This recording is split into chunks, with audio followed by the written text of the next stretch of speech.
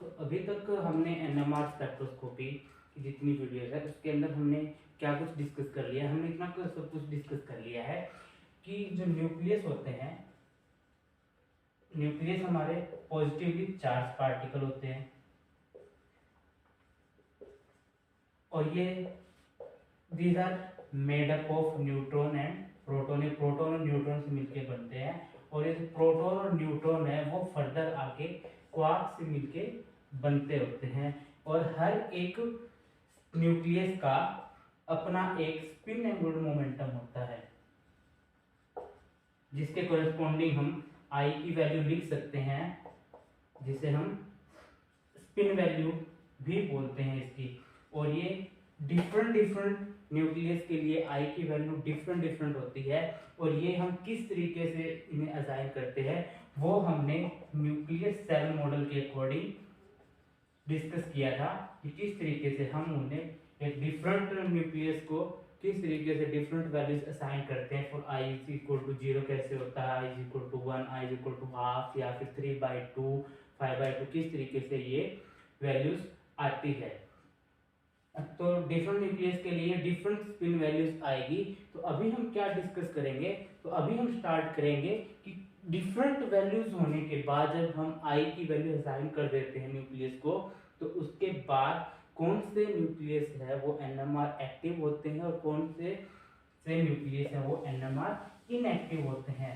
तो ये हम स्टार्ट करते हैं यहाँ से कि कौन से न्यूक्लियस है वो एनएमआर एक्टिव होंगे और कौन से न्यूक्लियस है वो एनएमआर इनएक्टिव होंगे। तो ये चीज देखने से पहले हमें एक चीज पता है कि न्यूक्लियस है वो पॉजिटिव चार्ज पार्टिकल है and positive charge is particle actually this is moving charge particle. So कोई भी मूविंग चार्ज पार्टिकल होता है वो क्या करता है, एक अपना मैग्नेटिक फील्ड है वो जनरेट करता है कि moving charge particle generate it's on magnetic field. कोई भी मूविंग चार्ज पार्टिकल होगा वो एक अपना मैग्नेटिक फील्ड जनरेट करेगा। अगर कोई मैग्नेटिक फील्ड जनरेट कर रहा है तो इसका मतलब ये हुआ कि उसके लिए एक नॉर्थ पोल होगा और एक उसका साउथ पोल होगा, या फिर सिंपल वर्ड्स में अगर मैं बोलूं तो वो जो मूविंग चार्ज पार्टिकल है वो एक मैग्नेट की तरह एक्ट करेगा, लाइक मैग्नेट। अगर वो एक मैग्नेट होगी तो उस मैग्नेट का क्या होगा, एक नॉर्थ पोल होगा और एक साउथ पोल होगा। तो अब हम ये नॉर्थ पोल और साउथ पोल है वो उस न्यूक्लियस को या फिर उस मैग्नेट को, जो मैग्नेट हमारे लिए स्मॉल मैग्नेट की तरह एक्ट कर रहा है, उसे हम ये नॉर्थ पोल और साउथ पोल है वो हम किस तरीके से असाइन करेंगे। तो इसके लिए हम एक सिंपल सा रूल पढ़ते हैं जो हम हमारे 12th स्टैंडर्ड में या फिर 9th स्टैंडर्ड के अंदर, 9th 10th स्टैंडर्ड के अंदर एक छोटा सा रूल आता है जो हम इलेक्ट्रोस्टैटिक्स और मैग्नेटिज्म के अंदर पढ़ते हैं, जिसे हम बेसिकली बोलते हैं right hand thumb rule. Right hand thumb rule के अकॉर्डिंग क्या होता है कि जब भी हम अपने राइट हैंड के अंदर किसी करंट कैरिंग कंडक्टर को अगर हम लेते हैं, करंट कैरिंग रोड को अगर हम लेके चलते हैं, कोई करंट कैरिंग अगर रोड अगर हमारे पास में होती है, तो ये मेरा अगर राइट हैंड है और राइट हैंड के अंदर मैंने यहाँ पे अगर एक करंट कैरिंग कोई रोड ले रखी है और ये जो थंब है वो मुझे बताएगा डायरेक्शन ऑफ करंट। अगर जो थंब है वो रिप्रेजेंट करेगा डायरेक्शन ऑफ करंट, जो आई की वैल्यू अगर हम लेके चलते हैं जिसे हम आई से रिप्रेजेंट करते हैं, तो जो मेरी ये जो फिंगर्स होंगी, जिस तरीके से फिंगर्स मेरी यहाँ पे इसके अराउंड में है, तो ये जो फिंगर्स मेरी इस तरीके से आ रही है, तो ये जो फिंगर्स है ये मेरी मुझे बताएंगी कि direction of the magnetic field lines की डायरेक्शन। जो फिंगर्स होंगी वो मेरे क्या बताएंगे, direction of magnetic field lines. अब मैग्नेटिक फील्ड लाइंस किस तरीके से मूव करती है, जैसे अगर ये मेरा थंब है और तो थंब के अराउंड अगर ये मेरी उंगलियां होगी यहाँ पे, ये थोड़ा अच्छे से बनाने की कोशिश करता हूँ।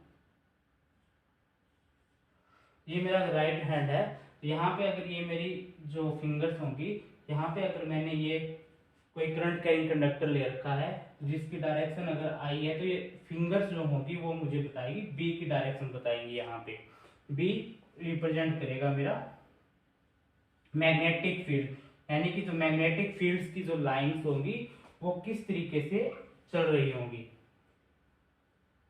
सिंपल तरीके से अगर मैं लिखूं तो इसे मैं ऐसे भी लिख सकता हूं, अगर दूसरे तरीके से अगर मैं बताऊं तो यहाँ पे ये इस तरीके से, तो ये जो मैग्नेटिक फील्ड्स की लाइंस की जो डायरेक्शन होगी वो फिंगर्स बताएंगी, और जो थंब है वो किसकी ओर रिप्रेजेंट करेगा, जो करंट की डायरेक्शन है उसकी ओर। और वैसे अगर हम मैग्नेटिक फील्ड्स की लाइंस की अगर हम बात करें तो मैग्नेटिक फील्ड की लाइंस होती है वो हमें पता है कि अगर मैं एक में मेरा नॉर्थ पोल बनाऊं और एक अगर मैं मेरा साउथ पोल बनाता हूं, तो ये अगर मैग्नेट है तो हमें ये पता है कि मैग्नेटिक फील्ड्स की लाइंस है वो हमेशा मूव करती है, नॉर्थ पोल से स्टार्ट होके वो जाती है साउथ पोल की तरफ एंटर करती है। तो ये होता है मैग्नेट के बाहर मैग्नेट के बाहर ये नॉर्थ पोल से स्टार्ट होके ये साउथ पोल की तरफ एंटर करती है। तो यहीं से अगर मैं ऐसे बनाऊं तो ये इस तरीके से एंटर करेगी, तो ये यहां से ऐसे एंटर करेगी। तो ये होता है मैग्नेटिक फील्ड्स की लाइन, ठीक है। तो ये मैग्नेटिक फील्ड्स की लाइंस होती है, ये तो होगी बाहर। और वहीं अगर मैं इसकी अगर अंदर अगर बात करें मैग्नेट के अंदर, तो ये यहाँ से स्टार्ट होके ऐसे होगी, ऐसे जाएगी यहाँ से, तो यहाँ से इस तरीके से जाएगी। तो मैग्नेट के अंदर जो इनकी डायरेक्शन होती है वो होती है साउथ टू नॉर्थ पोल। जैसे किसी को भी देख लो, अगर ये अगर यहाँ से अगर स्टार्ट होगी ऐसे जा रही है, यहाँ से स्टार्ट होने के बाद ये इस तरीके से मूव करेगी। तो inside the magnetic field, sorry, inside the magnet इनकी डायरेक्शन होती है वो होती है साउथ टू नॉर्थ, और outside the magnetic field, outside the magnet इनकी डायरेक्शन होगी नॉर्थ टू साउथ पोल। तो इस तरीके से अगर हम इसको अगर रिप्रेजेंट करूं मैं, तो ये मेरा इस तरीके से रिप्रेजेंट होगा। अगर ये मैग्नेट है तो ये मैं यहाँ से इसको ऐसे रिप्रेजेंट कर सकता हूँ, तो जो कि मेरा बी है वो डायरेक्शन ऑफ मैग्नेटिक फील्ड बताएगा साउथ टू नॉर्थ पोल, अपर की तरफ। इस तरीके से हम इसको रिप्रेजेंट कर सकते हैं ये मैग्नेट में। तो राइट हैंड थंब रूल के अकॉर्डिंग क्या हुआ कि अगर मैंने मेरे राइट हैंड के अंदर करंट कैरिंग कंडक्टर अगर लिया हुआ है और जो थंब है वो करंट की डायरेक्शन को अगर रिप्रेजेंट कर रहा है, तो जो ये मेरी फिंगर्स होंगी वो फिंगर्स मुझे बताएगी मैग्नेटिक फील्ड की लाइंस। ये तो इस केस में हो गया। वहीं पे अगर स्ट्रेट कंडक्टर ना लेके या स्ट्रेट वायर ना लेके अगर मैं एक सर्कुलर रिंग टाइप में अगर वायर लेके चलो, सर्कुलर रिंग, जो वायर है मेरी वो सर्कुलर रिंग हो, यानी कि जो रिंग के अंदर है ये वाली है, तो करंट की डायरेक्शन अगर बताएगी, ठीक है, तो करंट इसमें इस तरीके से मूव कर रहा है, तो उस केस में क्या हो जाएगा, उस केस में अगर मैं सर्कुलर रिंग लेके चलता हूं, मींस कि ये मेरी फिंगर्स है वो अब मैग्नेटिक फील्ड को रिप्रेजेंट ना करके एक सर्कुलर रिंग को रिप्रेजेंट करेगी, ठीक है। सर्कुलर रिंग जिसके अंदर करंट फ्लो कर रहा है, तो वहां पे अगर फिंगर्स अगर डायरेक्शन ऑफ करंट अगर बता रहा है, तो उस केस में क्या होगा कि जो मेरा थंब होगा वो रिप्रेजेंट करेगा डायरेक्शन ऑफ मैग्नेटिक फील्ड। उस केस में इन केस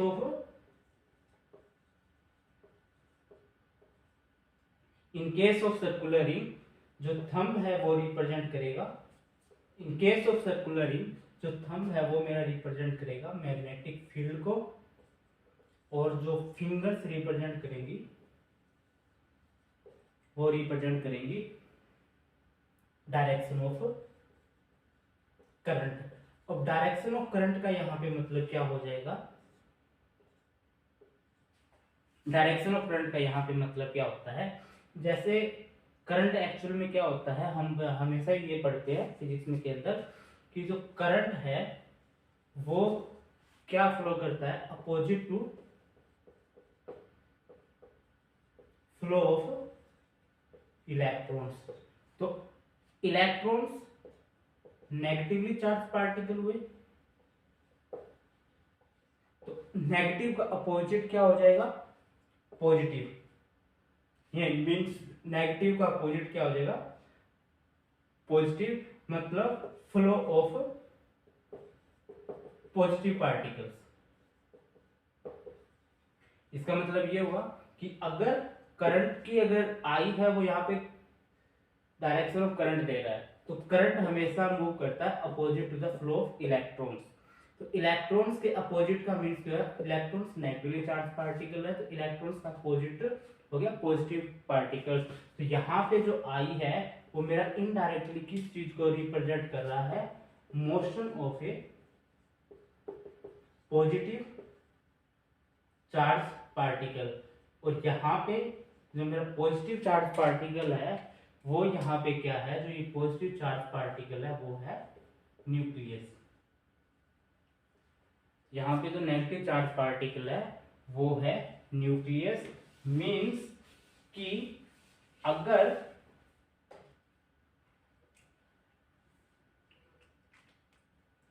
ये मेरा न्यूक्लियस है, ये इस तरीके से मूव कर रहा है, ठीक है, इस तरीके से मूव करने का मतलब ये मेरा राइट हैंड है और ये मेरी फिंगर्स हो गई, ये फिंगर्स इस तरीके से ओरिएंटेड है, तो ये ऐसे हो गया, तो मतलब ये मेरी फिंगर्स है वो रिप्रेजेंट कर रही है motion of the positive charge particle. तो उस केस में जो मेरा थंब है वो क्या बताएगा, डायरेक्शन ऑफ मैग्नेटिक फील्ड, ठीक है। डायरेक्शन ऑफ मैग्नेटिक फील्ड ऐसे हो गया। तो अभी मैंने बताया था कि डायरेक्शन ऑफ मैग्नेटिक फील्ड को अगर हम रिप्रेजेंट कर रहे हैं तो हम रिप्रेजेंट करेंगे साउथ टू नॉर्थ। तो ऊपर की तरफ ये क्या हो गया, हमारा नॉर्थ पोल हो गया, और ये हो गया हमारा साउथ पोल। वहीं अगर इसको मैं अपोजिट तरीके से अगर लिखूं कि अगर इसकी ये मोशन है इस तरीके से ना होके दूसरे तरीके से हो जाए, अपोजिट अगर इसकी स्पिन हो, तो इस तरीके से अगर हम इसकी स्पिन को रिप्रेजेंट करेंगे तो उस केस में क्या होगा,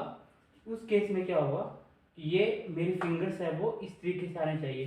तो मैं मेरे हाथ को, पहले तो ये केस था, अब हम इसको क्या कर लेते हैं, ऐसे लेके चलेंगे, तो ये मेरी जो फिंगर्स है इस तरीके से इस डायरेक्शन में, तो ये मेरी फिंगर्स है वो डायरेक्शन ऑफ करंट बता रही है, जो थंब है वो डायरेक्शन ऑफ मैग्नेटिक फील्ड बताएगा। तो मीन्स जो मेरा नॉर्थ पोल है वो हो जाएगा नीचे और जो मेरा साउथ पोल है वो हो जाएगा ऊपर। तो इस तरीके से, तो ये कौन सी डायरेक्शन होगी हमारी, ये हो जाएगी क्लॉकवाइज, क्योंकि और ये हो जाएगी हमारी एंटी क्लॉकवाइज डायरेक्शन। तो एंटी क्लॉकवाइज अगर ये मूव कर रहा है, अगर ये एंटी क्लॉकवाइज अगर मूव कर रहा है तो मेरा नॉर्थ पोल ऊपर हो जाएगा, साउथ पोल नीचे हो जाएगा, और ये क्लॉकवाइज मूव कर रहा है तो मेरा नॉर्थ पोल नीचे और साउथ पोल मेरा ऊपर हो जाएगा। तो यहाँ पे हम इस पिन को दो तरीके से रिप्रेजेंट कर सकते हैं। तो ये हम डिसाइड कर लिया कि मूविंग चार्ज पार्टिकल है, तो मूविंग चार्ज पार्टिकल है तो वो एक अपना मैग्नेटिक फील्ड जनरेट करेगा, और अगर वो अपना मैग्नेटिक फील्ड जनरेट करेगा तो वो एक लाइक मैग्नेट की तरह एक्ट करेगा, और अगर वो मैग्नेट की तरह एक्ट करेगा तो उसका एक नॉर्थ पोल होगा और एक उसका साउथ पोल होगा। तो अभी इतना डिस्कस के बाद हमने क्या चीज नोट की कि अगर मेरा न्यूक्लियस है कोई, अगर ये इस तरीके से मोशन कर रहा है जिसे मैं लिखता हूं एंटी क्लॉकवाइज, जिसे मैं एंटी क्लॉकवाइज बोलूँ तो मेरा नॉर्थ पोल ऊपर जाएगा और साउथ पोल नीचे आएगा। और वहीं पे अगर मैं इसको इसी मोशन को अगर मैं क्लॉकवाइज अगर मोशन अगर बनाता हूँ तो मेरा नॉर्थ पोल है वो नीचे आ जाएगा और जो साउथ पोल है वो क्या आ जाएगा, ऊपर आ जाएगा। यहाँ से दो तरीके से हमें इसे रिप्रेजेंट कर लिए, क्लॉकवाइज मोशन है। अब एनएमआर स्पेक्ट्रोस्कोपी में हम क्या करते हैं कि हम क्या लेते हैं, एक सैंपल लेके चलते हैं जिसके अंदर बहुत सारे एटम्स होते हैं, लार्ज नंबर ऑफ एटम्स, या फिर दूसरे शब्दों में बोले तो large number of nucleus. Large number of nucleus को हम क्या रखते हैं, एक स्ट्रॉन्ग मैग्नेटिक फील्ड के अंदर रखते हैं सैंपल को जिसके अंदर लार्ज नंबर ऑफ एटम्स है उसको हम लिखते हैं एक स्ट्रॉन्ग मैग्नेटिक फील्ड के अंदर रखेंगे। मींस कि ये न्यूक्लियस है तो हम इस न्यूक्लियस को क्या करते हैं, एक स्ट्रॉन्ग मैग्नेटिक फील्ड के अंदर रखेंगे। स्ट्रॉन्ग मैग्नेटिक फील्ड के अंदर रखने से क्या होगा कि मेरे पास ऐसे बहुत सारे न्यूक्लियस होंगे, छोटे छोटे छोटे छोटे करके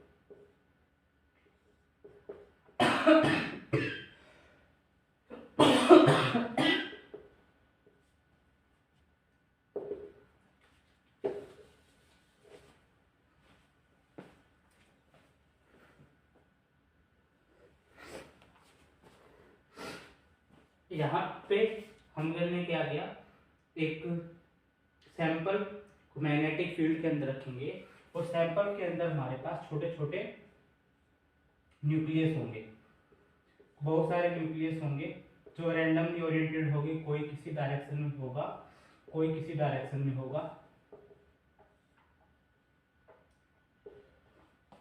तो इस तरीके से, तो जैसे ही इसे हम एक मैग्नेटिक फील्ड के अंदर रखेंगे, अब क्या होगा कि मैग्नेटिक फील्ड के साथ, मैग्नेटिक फील्ड के अंदर रखते ही ये न्यूक्लियस क्या करेंगे, अपने आप को मैग्नेटिक फील्ड की डायरेक्शन में ओरिएंट कर लेंगे। अगर मैं इस डायरेक्शन में मैग्नेटिक फील्ड लगा रहा हूँ तो ये सारे के सारे न्यूक्लियस है वो अपने आप को इस तरीके से मैग्नेटिक फील्ड की डायरेक्शन में ओरिएंट करने की ट्राई करेंगे। ये सारे के सारे अपने आप को मैग्नेटिक फील्ड की डायरेक्शन में ओरिएंट कर लेंगे, अलाइन कर लेंगे।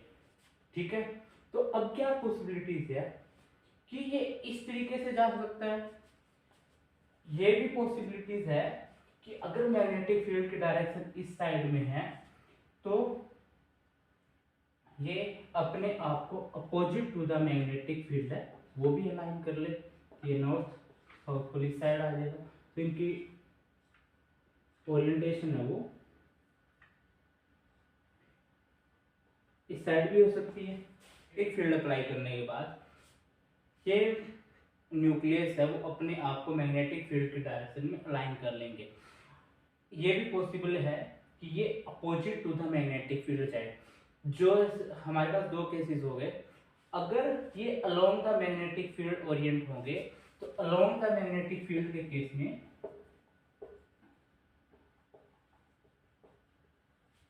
जो एनर्जी होगी वो होगी मिनिमम और अपोजिट टू मैग्नेटिक फील्ड उसकी एनर्जी होगी हाई। यानी कि यहां से हम दो स्टेट जनरेट कर सकते हैं कि एक स्टेट जो मिनिमम एनर्जी स्टेट है, एक दूसरी स्टेट जो कि हायर एनर्जी स्टेट है। ठीक है, ये मिनिमम एनर्जी स्टेट वो होगी जहां पे जो न्यूक्लियस है वो क्या होंगे, अलोंग द मैग्नेटिक फील्ड होंगे, और यहाँ पे जो न्यूक्लियस है वो क्या होंगे, opposite to the magnetic field होगा। अब इनिशियली जो पार्टिकल्स है वो मेरे इस स्टेट में है, अलोंग द मैग्नेटिक फील्ड। यहां से मैं इसको वो करके यहाँ पे न्यूक्लियस बनाता हूँ जो कि क्या है मेरा इस मैग्नेटिक फील्ड की डायरेक्शन में अलाइन है। अगर ये मैग्नेटिक फील्ड की डायरेक्शन में अलाइन है तो मुझे क्या करना है कि इससे ओरिएंट करके इस डायरेक्शन में लेके आना होगा,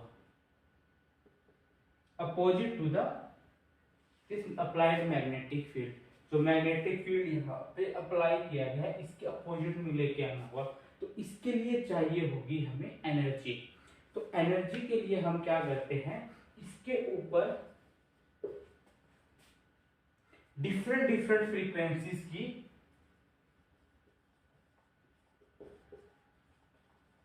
रेडियो वेव्स है वो इंसिडेंट करवाई जाती है, एक के बाद एक डिफरेंट डिफरेंट फ्रीक्वेंसी की। अब E का फॉर्मूला होता है एच न्यू। इसे तो कुछ एक पर्टिकुलर एनर्जी चाहिएगी, जो एनर्जी गेन करने के बाद ये इस स्टेट में आ जाएगा, जो ये फ्लिप करके यहां से इधर आ जाएगा। ये तो पहले फर्स्ट वेव दी, एनर्जी इतनी नहीं होगी कि ये फ्लिप करके वापस आ जाए। फिर हम और रेडिएशन इसके ऊपर इंसिडेंट करेंगे। तो इंसिडेंट कर जैसे ही जो इंसिडेंट रेडियो वेव्स होगी उसकी एनर्जी इसके साथ मैच कर जाएगी, जो ये एनर्जी गैप है कि जितनी एनर्जी रिक्वायरमेंट है, तो वैसे ही ये फ्लिप करके अपना अपोजिट डायरेक्शन में आ जाएगा।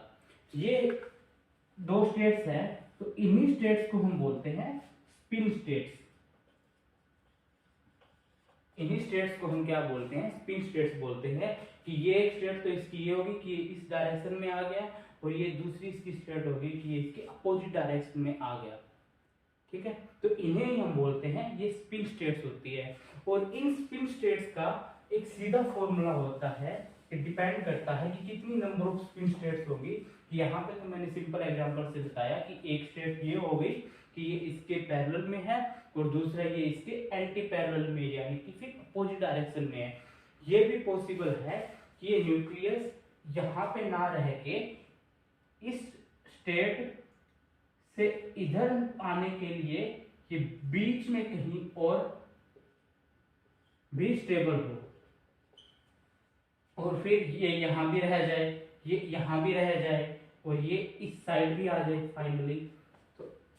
तो एक स्टेट इसकी ये हो गई, दूसरी स्टेट इसकी ये हो जाएगी, तीसरी स्टेट ये हो जाएगी इसकी, और फोर्थ स्टेट है वो ये हो जाएगी। ये सिंपल एग्जांपल ये था दो केस का, कि एक पैरेलल में चला गया और दूसरा आ गया एंटी पैरेलल में।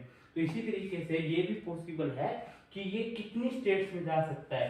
ये भी पॉसिबल है कि ये इस तरीके से ना जाके इसकी सिर्फ ये स्टेट्स आ जाए, कि एक ये वाली स्टेट होगी, और दूसरी स्टेट इसकी ये हो गई, और तीसरी स्टेट इसकी ये हो जाएगी। ये तीन डिफरेंट स्टेट्स हो जाएगी। तो ये डिपेंड करता है कि कितनी नंबर ऑफ स्टेट्स आएंगी, वो नंबर ऑफ स्टेट्स जितनी आएगी वो डिपेंड करती है आई के ऊपर। और वो एक सिंपल फॉर्मूला हम देते हैं, जिसे हम स्पिन मल्टीप्लिसिटी के नाम से भी जानते हैं, 2i + 1 की टोटल नंबर ऑफ कितनी स्टेट्स आएंगी for a I, for a particular I, for a particular value of I कितनी नंबर ऑफ स्पिन स्टेट्स हम देंगे, उसे हम लिखेंगे इस फॉर्मूले से 2i + 1।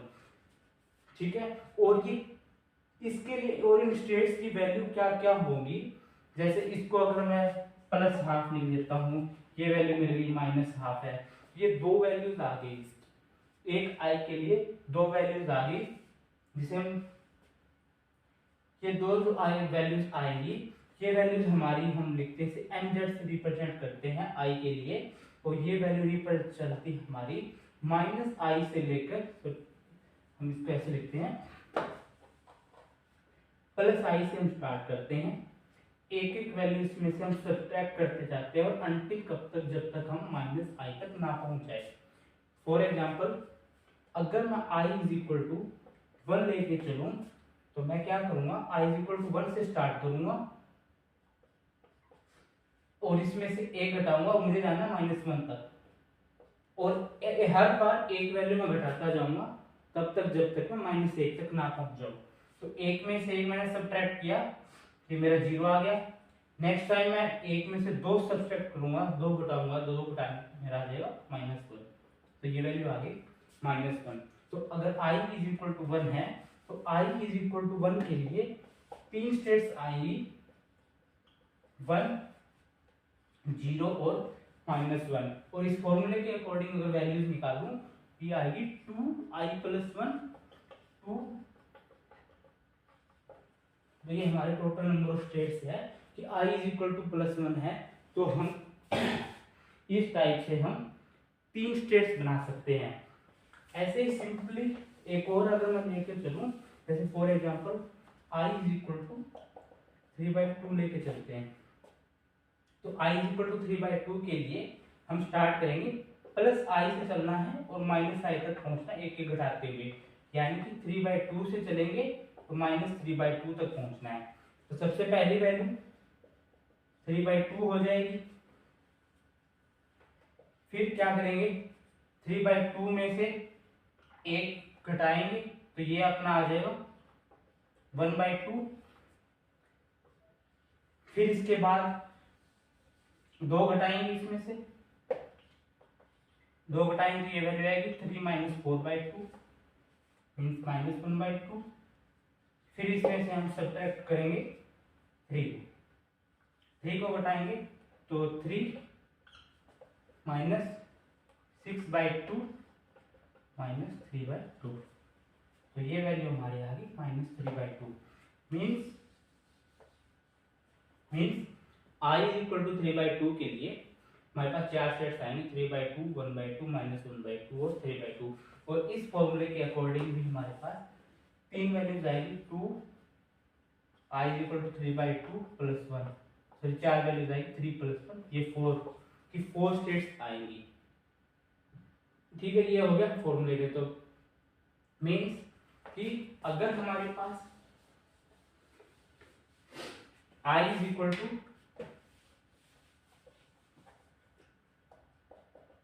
1 है तो हम स्टार्ट करते i = हाफ है तो हम 2 नंबर ऑफ स्टेट्स बना सकते हैं। नंबर ऑफ स्पिन स्टेट्स कितनी आएगी, 2 आएगी। नंबर ऑफ स्पिन स्टेट्स 2 आएगी, जो कि कोरिस्पॉन्ड करेगी +½ और -½ को। i = 1 अगर लिखता हूं तो नंबर ऑफ स्पिन स्टेट्स है वो आएगी 2i+1 3, जो कि कोरिस्पॉन्ड करेगी 1 + 1 0 और -1 को। i = 3/2 लिखेंगे तो नंबर ऑफ स्पिन स्टेट्स आएगी हमारे पास 2i+1 फॉर्मूला के अकॉर्डिंग 4, जो कि कोरिस्पॉन्ड करेंगी m = 3/2 1/2 -1/2 एंड -3/2। ठीक है, तो इस तरीके से हम डिफरेंट मतलब स्टेट्स बना सकते हैं। अब अगर हम इसको क्लासिकली अगर थोड़ा समझने की अगर ट्राई करें तो क्या होगा,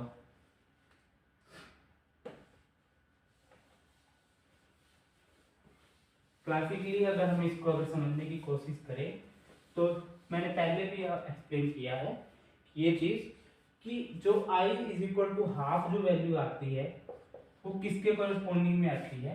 i = हाफ के वैल्यू का ये मतलब होता है कि जो ये न्यूक्लियस है उसके अंदर आइदर 1 अनपेयर्ड प्रोटॉन है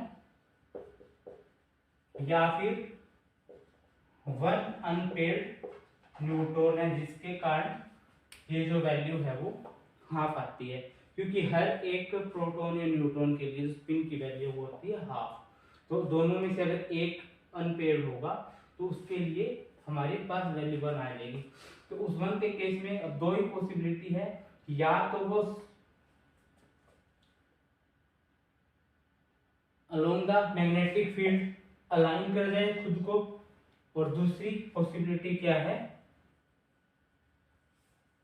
थोड़ा सही से रिप्रेजेंट करने के लिए कि अगर मैं ये नीचे अगर मैग्नेटिक फील्ड के डायरेक्शन बता रहा हूं तो 2 पॉसिबिलिटी है कि या तो जो मेरा ये सब एटॉमिक पार्टिकल है, जो न्यूक्लियर पार्टिकल है, वो मैग्नेटिक फील्ड के डायरेक्शन में अलाइन कर जाए, या फिर वो मैग्नेटिक फील्ड के डायरेक्शन के अपोजिट में चला जाए।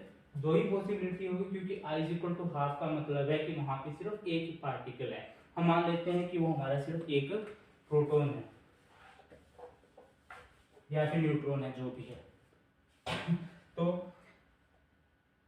जो मैग्नेटिक फील्ड की डायरेक्शन में अलोंग होगा तो उसकी एनर्जी कम हो जाएगी, और जो मैग्नेटिक फील्ड की डायरेक्शन के अपोजिट होगा उसकी एनर्जी हाई हो जाएगी। ठीक है, तो ये मेरा कोरिस्पॉन्ड कर रहा है m is equal to minus half, और ये मेरा कोरिस्पॉन्ड कर रहा है m is equal to plus half. तो ये इस तरीके से तो दो एनर्जी स्टेट्स आएगी, और जहां इतना गैप होगा यहाँ पे उसके कोरिस्पॉन्डिंग में ये फ्रीक्वेंसी को ऑब्जर्व करेगा, और फ्रीक्वेंसी ऑब्जर्व करेगा, और जिस फ्रीक्वेंसी पे ये ऑब्जर्व करेगा उसी के कोरिस्पॉन्डिंग में हमें सिग्नल मिलेगा, जो कि हम आगे फर्दर डिस्कस करेंगे। अब नेक्स्ट केस देखते हैं हम। अगर हमारे पास I इज इक्वल टू 1 हो, तो I इज इक्वल टू 1 का मतलब है हमारे पास दो पार्टिकल्स होंगे जिनकी स्पिन होगी प्लस हाफ की, जिनके लिए I की वैल्यू हाफ हाफ होगी। तो दो पार्टिकल्स होंगे तो हाफ हाफ होंगी। तो अब दो पार्टिकल्स मेरे होंगे, तो अगर मैग्नेटिक फील्ड अगर मैंने अप्लाई किया है तो क्या क्या पॉसिबिलिटीज होंगी। इनमें से पॉसिबिलिटीज ये होंगी कि दोनों के दोनों मैग्नेटिक फील्ड की डायरेक्शन में अलाइन कर जाएं। दूसरी पॉसिबिलिटी क्या है, दोनों में से कोई एक मैग्नेटिक फील्ड की डायरेक्शन में अलाइन करे। तो इस केस में क्या होगा, जो मैग्नेटिक फील्ड की डायरेक्शन में अलाइन कर रहा है उसके लिए मैं वैल्यू दे रहा हूं हाफ प्लस हाफ, और जो अपोजिट जा रहा है उसके लिए मैं वैल्यू दे रहा हूं माइनस हाफ। तो ये प्लस हाफ और प्लस हाफ अगर हम जोड़ेंगे तो इसके लिए मुझे एम जेड की वैल्यू मिल जाएगी 1। एक स्टेट मेरी आ गई जिसके लिए एम जेड की वैल्यू है 1। दूसरा, ये अपोजिट माइनस हाफ और ये प्लस हाफ, दोनों को अगर मैंने ऐड कर दिया तो इस केस में मेरे पास एम जेड की वैल्यू मिल जाएगी मुझे 0। और तीसरी पॉसिबिलिटीज क्या है कि दोनों के दोनों पार्टिकल्स हैं वो मैग्नेटिक फील्ड की डायरेक्शन में के अपोजिट में अलाइन कर जाए। इस केस में ये वैल्यू मेरी माइनस हाफ और इसके लिए वैल्यू माइनस हाफ, तो इसको अगर मैं ऐड करूंगा तो यहाँ पे मेरी एम जेड की वैल्यू वो कितनी आ जाएगी -1। तो I इज इक्वल टू 1 के लिए हमारे पास तीन स्टेट्स आ जाएगी 1 0 -1। ठीक है, तो इसी तरीके से अगर हम बनाए 3/2 के केस में, अगर हम बनाने की कोशिश करें 3/2 के केस में क्या होगा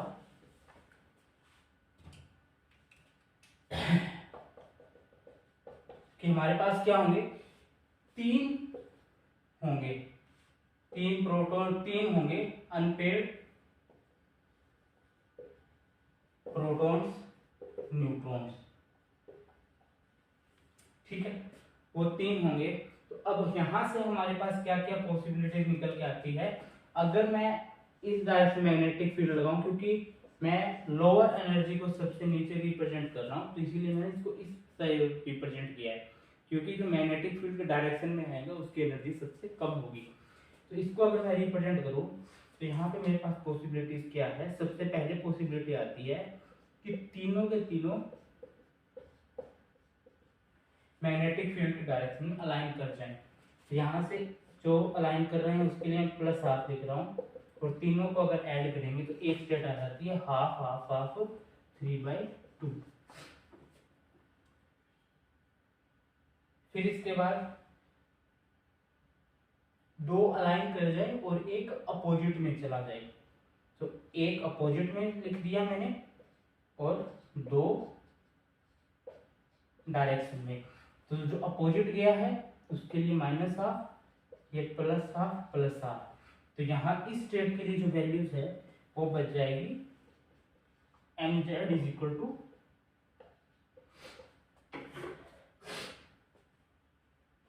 इज इक्वल टू 1/2। फिर ये पॉसिबिलिटीज है कि दो अपोजिट में चले जाए और एक उसके डायरेक्शन में। जो अपोजिट में गया उसके लिए माइनस हाफ और जो सेम डायरेक्शन में है उसके लिए प्लस हाफ। तो इस केस की इस स्टेट की वैल्यू आ जाएगी M Z is equal to -half. Similarly फिर जो थर्ड पॉसिबिलिटी बचती है वो ये कि जो भी हमारे पास जितने भी अनपेयर्ड प्रोटॉन या न्यूट्रॉन है वो सारे के सारे हमारे चले जाए अपोजिट टू मैग्नेटिक फील्ड। तो इस केस में minus half minus half minus half, और इस सभी का अगर मैं सम कर दूंगा तो सम करने के बाद क्या हो जाएगा, mz इज इक्वल टू -3/2। तो इस तरीके से i इज इक्वल टू 3/2 के लिए हम 4 स्टेट्स बना सकते हैं, 3/2, 1/2, -1/2 और 3/2 -3/2। तो इस तरीके से ये 4 स्टेट्स बना, तो इसीलिए इसी सिमिलर तरीके से जो भी i की वैल्यू आएगी उस i की वैल्यू के लिए total number off spin states हमारी आ जाएगी 2i + 1। अब हम केस लेके चलते हैं i इज इक्वल टू 0 का। तो i इज इक्वल टू 0 लेके चलेंगे, i इज इक्वल टू 0 के लिए नंबर ऑफ स्पिन स्टेट्स कितनी आएगी, 2 × 0 + 1, सिर्फ एक ही स्टेट आएगी मैग्नेटिक फील्ड की डायरेक्शन में। मैग्नेटिक फील्ड अगर हम अप्लाई करेंगे तो mz की जो वैल्यूज है वो सिर्फ एक ही वैल्यू आएगी, तो वो आएगी 0। कोई और स्टेट नहीं है, कोई डिफरेंट स्टेट्स नहीं है, दो डिफरेंट स्टेट्स नहीं है, तो एनर्जी गैप क्रिएट नहीं होगा। एनर्जी गैप क्रिएट नहीं होगा तो पार्टिकल है वो एक स्टेट से दूसरी स्टेट में नहीं जा पाएगा, तो सिर्फ वो उसी स्टेट में रहेगा जिस स्टेट में वो है। दूसरी स्टेट में नहीं जाएगा तो वो किसी भी प्रकार की कोई भी फ्रीक्वेंसी है वो एब्जॉर्ब नहीं करेगा। तो जिस भी न्यूक्लियस के लिए i is equal to 0 value है, वो जो न्यूक्लियस है वो होते हैं हमारे NMR इनएक्टिव। तो हमने यही देखा ना अभी कि i इज इक्वल टू 0 है, तो i इज इक्वल टू 0 है तो नंबर ऑफ स्पिन स्टेट्स कितना है, सिर्फ एक है, और वो जिसके कॉरेस्पॉन्डिंग में mz की वैल्यू है 0। i इज इक्वल टू 1 है तो नंबर ऑफ स्पिन स्टेट्स कितनी है, 2 है। mz की 2 वैल्यूज आएगी +½ और -½ और i इज इक्वल टू 2 है तो नंबर ऑफ स्पिन स्टेट्स है वो कितनी आ जाएगी, i इज इक्वल टू 3/2 लिखा। Sorry i is equal to 1 के लिए ये वैल्यू आएगी, ये sorry i is equal to ½ के लिए ये i इज इक्वल टू 1 लिखूंगा तो इसके लिए नंबर ऑफ स्पिन स्टेट्स आएगी 3। तो mz की वैल्यू +1, 0 और -1। तो यहीं से i इज इक्वल टू 3/2 लिखेंगे तो हमारे पास 4 वैल्यूज आई थी mz +3/2 से लेके -3/2 तक। तो इस तरीके से हम देखा कि डिफरेंट अगर एनर्जी स्टेट्स, अगर एनर्जी गैप अगर जनरेट हो रहे हैं, ये स्टेट्स अगर जनरेट हुई तो ये स्टेट अगर जनरेट होगी तभी जो न्यूक्लियस है वो इतनी एनर्जी गैप के इक्विवेलेंट में किसी रेडिएशन को एब्जॉर्ब करेगा, जहां से क्या होगा उतनी रेडिएशन एब्जॉर्ब करके वो एक स्टेट से दूसरी स्टेट के अंदर जंप कर जाए। तो जो यहाँ पे ये रेडिएशन जो मैच होती है उसी को हम बोलते हैं ऑन रेजोनेंस कंडीशन या फिर रेजोनेंस मैच हो गया, ठीक है। और ये फ्रीक्वेंसी एब्जॉर्ब करने के बाद जैसे ही हम ये फ्रीक्वेंसी देते हैं जो पार्टिकल्स है वो प्रिसाइज करना स्टार्ट कर देता है इन्हीं एक्सिस के अराउंड। तो इसके बाद हम नेक्स्ट डिस्कस करेंगे रेजोनेंस कंडीशन क्या होती है और ये किस तरीके से जो पार्टिकल्स है वो प्रिसाइज करने स्टार्ट करते हैं इन डिफरेंट वैल्यूज के according. Okay, so thank you. Next video में मिलते हैं इन्हीं चीज़ों के बारे में थोड़ा और डिटेल डिस्कशन करते हुए।